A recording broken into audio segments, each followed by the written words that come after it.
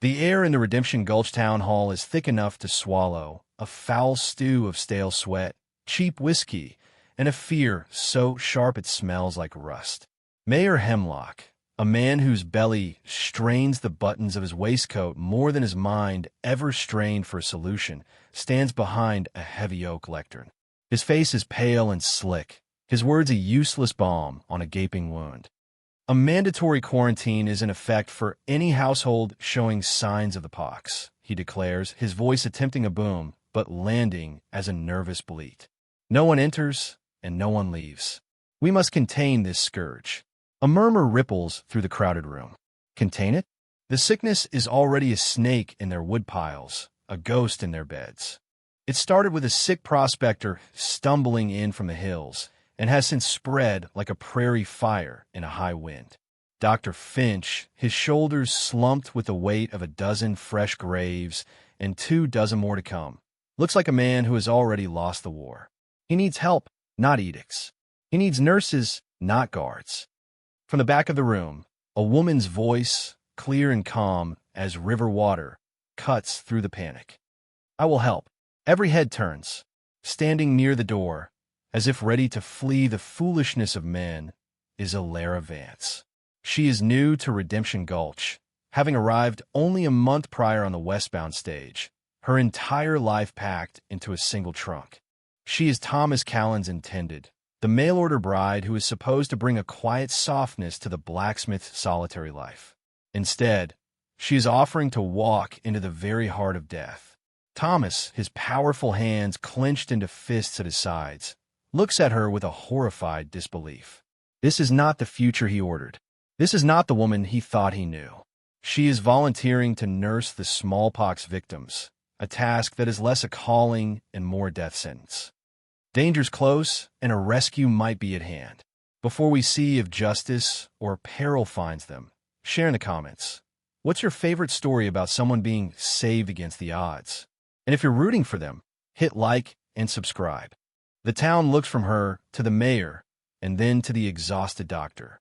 In her quiet declaration, a terrifying choice has been made. She is offering her life, the one she has barely begun here, for theirs. And in that moment, the fate of Redemption Gulch ceases to be in the hands of its elected leader and passes to the quiet courage of a stranger. Alara's arrival had been an exercise in quiet observation. She stepped off the stagecoach into the hard, bright glare of the afternoon sun, a woman of 25 who looked both younger and older than her years. Her face was plain but pleasant, framed by brown hair pulled back so severely it seemed to be an act of discipline. Her eyes, a deep and steady gray, took in everything. The dust devils dancing down the main street, the false fronts of the saloon and the mercantile, the wary, curious faces peering from behind curtains. Thomas Callan was there to meet her, a man as solid and dependable as the anvils he worked. He was broad-shouldered and quiet, his hands calloused and stained, his gaze direct. He'd sent for a wife because the silence of his small house behind the smithy had grown louder than the clang of his hammer. He wanted a partner, a companion to share the simple burdens and small joys of frontier life. He saw in Alara's letters a woman of sense and good character. Seeing her in person, he felt a flicker of something more, a deep-seated stillness that he found oddly compelling. Their courtship, if it could be called that, was a series of polite, carefully measured interactions. He showed her the house he had built, the small garden plot he had tilled for her, the church where they would be married. She, in turn, proved to be practical and resourceful. She did not speak much of her past, only that she had come from a small town in Ohio where she had helped care for her family. He didn't press. On the frontier, a person's past was their own property. It was the future you built together that mattered.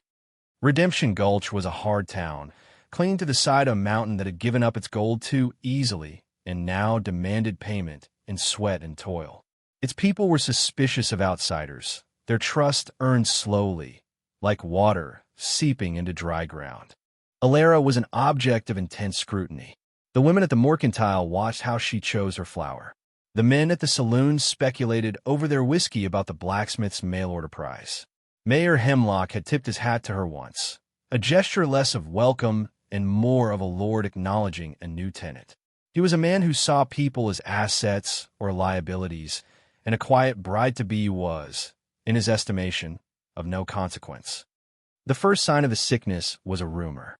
A prospector, delirious with fever, had been found dead in his camp.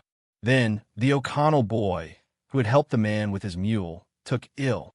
His skin, his mother said, fell like fire. Dr. Finch was called. He emerged from the small house hours later, his face grim, and nailed a crude, yellow flag to their door. Smallpox. The word fell over the town like a shroud. Doors were barred. Streets emptied. The sound of Thomas's hammer in the smithy was one of the few that dared to break the terrified silence. Hemlock's response was swift and useless. He posted guard at the edge of town and declared his quarantine, effectively imprisoning the sick with the healthy inside their own homes. He spoke of public safety, but everyone knew he was simply trying to build a wall around his own fear. He did not visit the sick. He did not organize aid. He simply issued decrees from the safety of his office, a general commanding a battle for miles behind the lines. It was into this vacuum of leadership and compassion that Alara had stepped. Their conversation, after the town meeting dissolved into panicked whispers, was short and stark. It took place on the porch of Thomas's house, the setting sun painting the sky in bruised shades of purple and orange. "You can't," Thomas said, his voice low and raw. He was not ordering her. He was pleading. "Alara, you don't know what it is. It's a death warrant." "I do know what it is," she replied, her gaze fixed on the darkening hills. "My younger sister, Sarah, she had it. I nursed her." He fell silent. He could hear the unspoken postscript in her tone. "Did she?" he began, unable to finish. "No," Alara said softly. "She did not. But I learned. I learned about the fevers, about keeping things clean, about what helps and what is hopeless. This isn't your family. This isn't your town. We're not even married yet. This is not your burden to bear." She finally turned to look at him, and for the first time, he saw past the quiet bride-to-be to the woman beneath. Her gray eyes held a resolve as unyielding as forged steel. "Mr. Callan," she said, her voice devoid of any tremor, "when a child is crying in the next room, do you ask if it is your child before you go to it? Suffering does not ask for names." With that, she went inside to pack a small bag with lye soap, clean rags, and a few personal items. Thomas stood on the porch, the cooling night air doing nothing to quell the fire of fear and dawning admiration in his gut. He had sent for a wife to help him build a home. He was beginning to understand he had received a woman who might be capable of saving a whole town.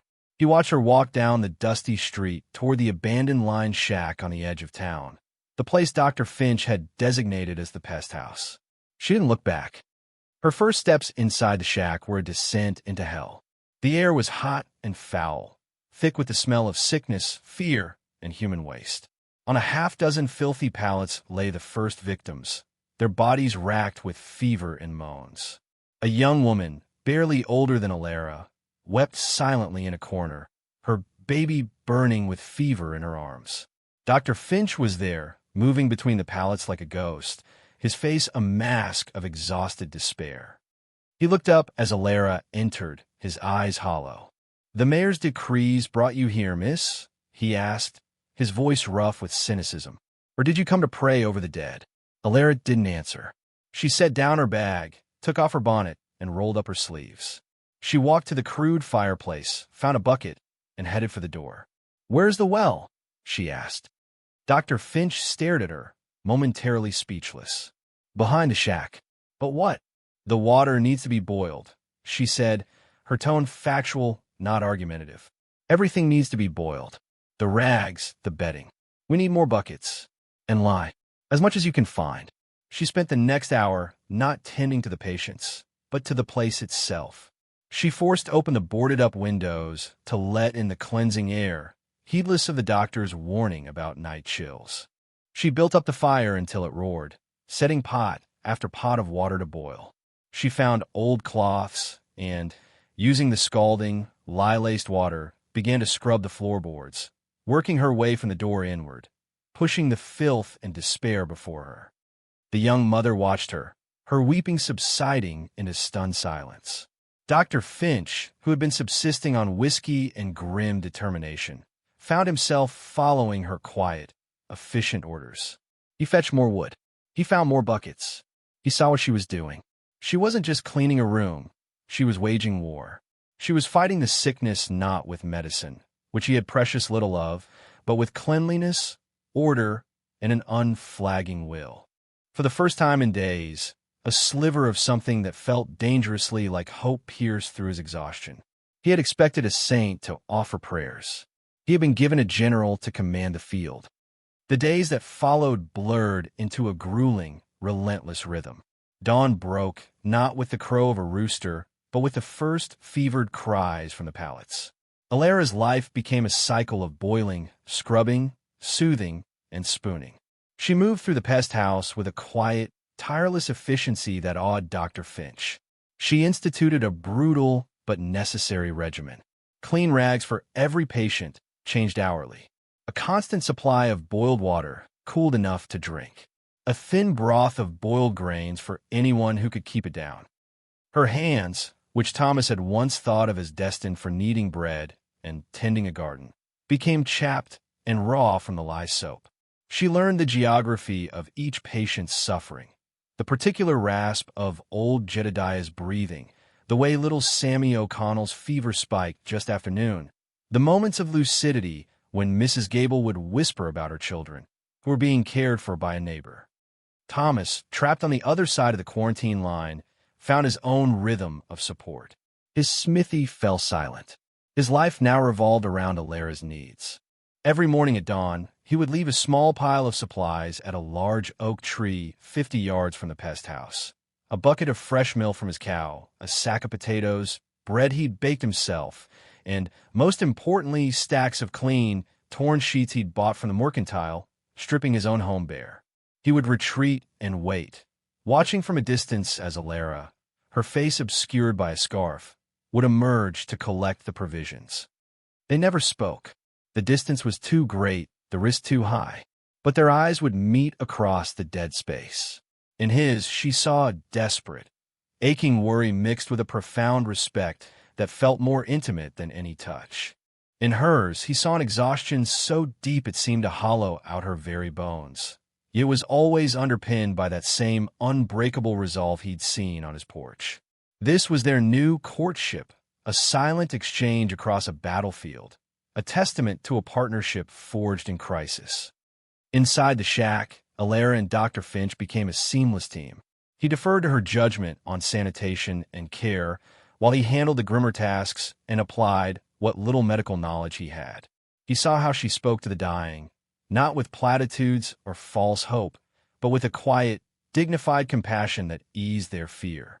He saw how she celebrated the smallest victories, a fever that broke, a rash that began to scab over, a patient who asked for more broth.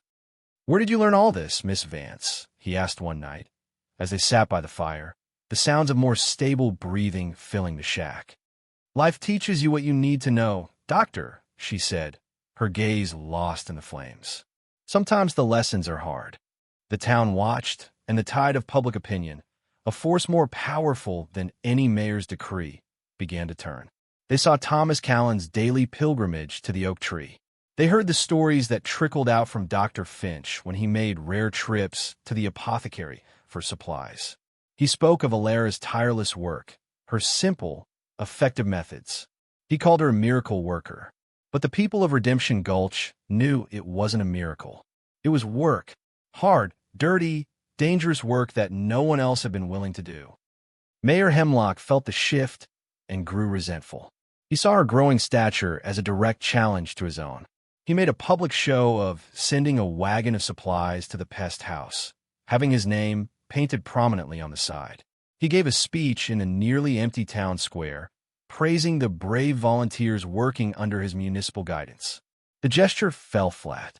The townsfolk saw it for what it was, a craven attempt to claim another's courage as his own. The blacksmith, they noted, asked for no credit for his daily deliveries. Alara Vance, they knew, was not working under anyone's guidance but God's and her own formidable will. A quiet resentment against the mayor began to fester, while a fierce, protective gratitude for Alara took root. She was no longer just the blacksmith's intended, she was becoming our Alara. The first real turning point came with Sammy O'Connell. The boy had been one of the first admitted, and for 2 weeks he had hovered on the brink of death. His mother, Mary, had been quarantined in her home, mad with grief and helplessness. One afternoon, Alara noticed a change. The boy's breathing was less ragged. The fire in his skin had banked to embers. She spooned cool water between his lips, and for the first time, he swallowed without choking. By evening, his eyes, cloudy for days, were clear. He looked at her and whispered a single word, "Mama." When Dr. Finch confirmed that the boy's fever had broken for good and the pox was scabbing over, a wave of pure, unadulterated joy washed through the grim shack. It was proof that this was not a hopeless fight, proof that her methods, her relentless, back-breaking labor, were working. The news spread through the town like a healing balm. Mary O'Connell fell to her knees in the street and wept with gratitude. People began to emerge from their homes, a little more hopeful, a little less terrified. They left small tokens at the oak tree alongside Thomas's supplies. A jar of preserves, a freshly baked pie, a child's drawing of a smiling sun. They were offerings not just of food, but of reverence. But for every victory, there was a loss. Old Jedediah, the grizzled miner, slipped away in his sleep one night. Alara had been sitting with him, holding his gnarled hand. He had been delirious, mistaking her for his long-dead wife. He'd squeezed her hand and whispered, "I'm coming, Martha." Alara sat with him until the dawn, her own quiet tears falling onto their joined hands. Thomas, from his vantage point, saw her emerge that morning looking smaller, frilier. He saw her shoulders slump as she read the note from Dr. Finch he'd left with the supplies, informing him of Jedediah's passing. He felt a surge of rage at the disease, at the mayor, at his own powerlessness to shield her from the pain. All he could do was bake his bread, fetch his milk, and stand his silent vigil, his heart aching with a love so fierce and protective it felt like a physical blow. He loved her not for the wife she was supposed to be, but for the formidable woman she was. As the weeks wore on, the pest house slowly began to empty, not to the graveyard, but back to their homes. One by one, the survivors, thin and scarred but alive, walked out into the sunlight. Each one stopped to thank Alara, their voices thick with an emotion too profound for simple words. The tide had turned. The snake of the sickness had been beaten back, not by edicts or quarantines, but by lye soap, boiled water, and the unwavering courage of one woman. The day the last patient was declared clear, Dr. Finch hung a clean, white flag on the door of the shack. The great quarantine of Redemption Gulch was over. Alara stepped out of the pest house for the last time. She was gaunt, her face pale and etched with fatigue, but her gray eyes were clear. The town was waiting. They did not rush forward, still wary of the lingering shadow of the pox, but they stood in the street, their hats in their hands, their faces filled with a silent, overwhelming gratitude. Thomas walked to meet her, closing the 50-yard gap that had separated them for a lifetime. He didn't touch her, not yet. He just stood before her, his eyes saying everything his mouth could not.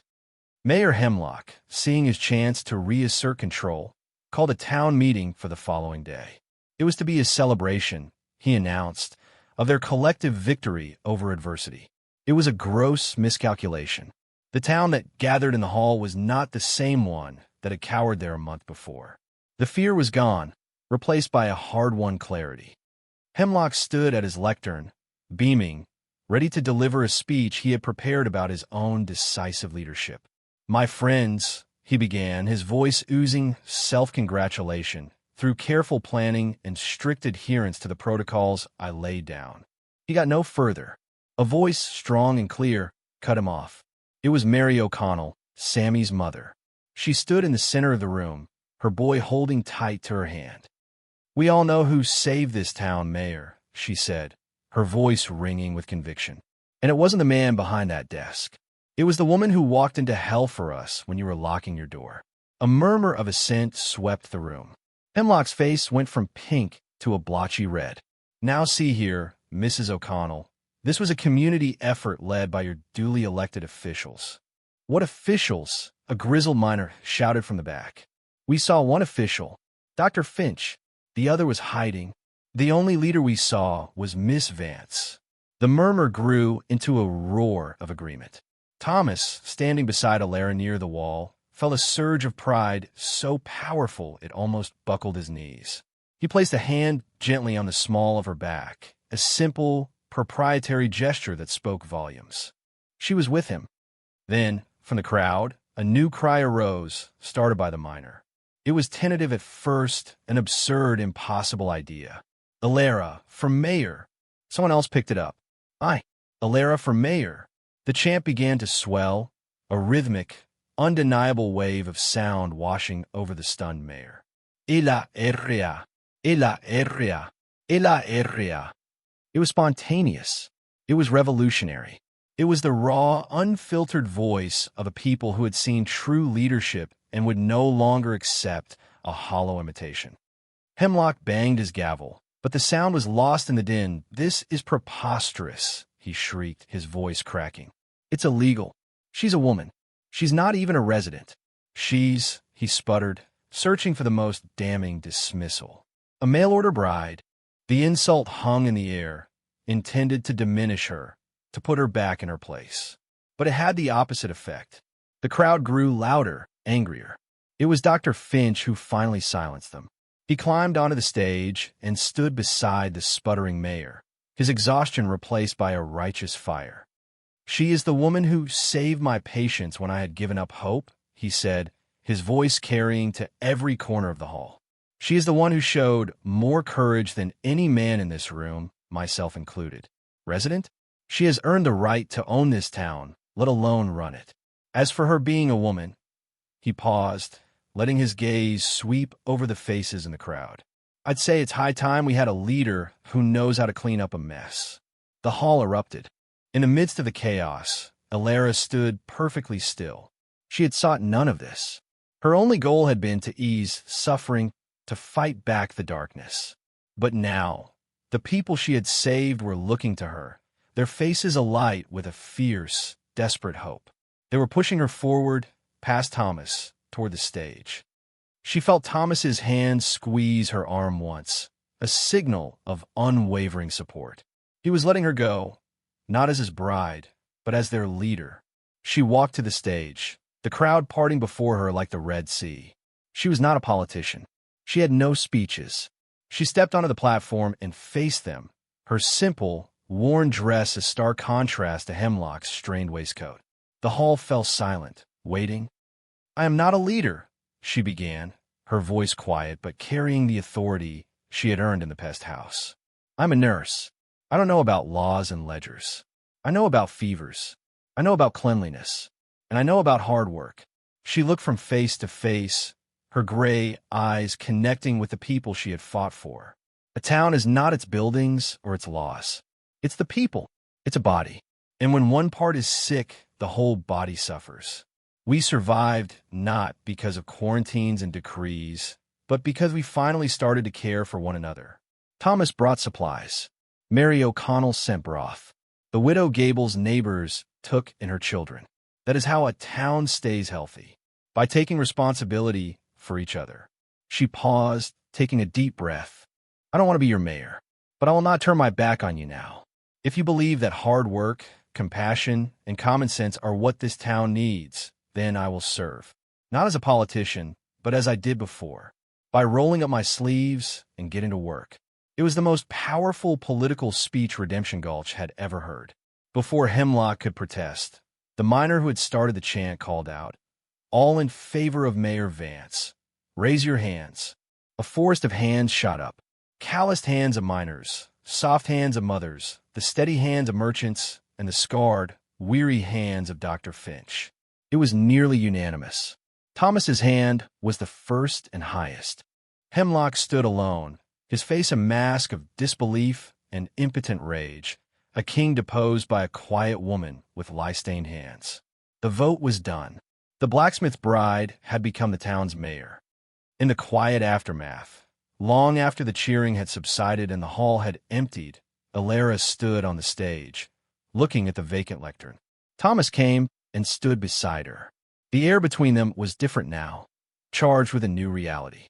He smiled, a slow, genuine smile that reached his eyes. "Mayor Vance," he said, the title sounding both strange and perfectly right on his lips. She looked at him, a hint of her own weary smile touching her mouth. "I believe the wedding was set for next month, Mr. Callan. I'll have to check my schedule." He laughed, a deep, warm sound that filled the empty hall. He took her hand, the one that had held the dying and soothed the sick, and brought it to his lips. He didn't kiss it. He simply held it against his cheek, a gesture of profound reverence. "I suppose this means I'll be the first gentleman of Redemption Gulch," he murmured. "It means," she said, her voice soft, "that we have work to do, together." A few days later, the mayor's office looked different. Hemlock's self-important portraits were gone, replaced by a simple map of the town. The desk, once home to stacks of useless ordinances, was now covered with practical lists in Alara's neat, clear hand. Orphan children, placement, medical supplies, inventory, winter provisions, community stockpile. She was not governing. She was organizing. She was not ruling. She was caring. Thomas brought her a mug of hot coffee late one afternoon. He didn't knock, just pushed the door open and leaned against the frame, watching her. She was bent over a ledger, her brow furrowed in concentration, a pencil tucked behind her ear. The setting sun streamed through the window, illuminating the dust motes dancing in the air and casting a halo around her hair, which was still pulled back in that same severe, practical bun. To him, she had never looked more beautiful. She looked up and saw him, and the tired lines around her eyes softened into a genuine smile of welcome. In that look, he saw their future, not the simple one he had planned, but something far greater, built not on a contract, but on a foundation of shared crisis, unshakable respect, and a love that had been forged in the crucible of fear and compassion. He had sent for a wife to share his home, and in return, fate had given him a partner with whom he would help build a town. Thanks for watching. If you believe in compassion, overcoming prejudice, and finding love in unexpected places, give this story a like and subscribe for more. This story showed love and heroism where least expected. What was your favorite moment of connection between them? Tell us in the comments.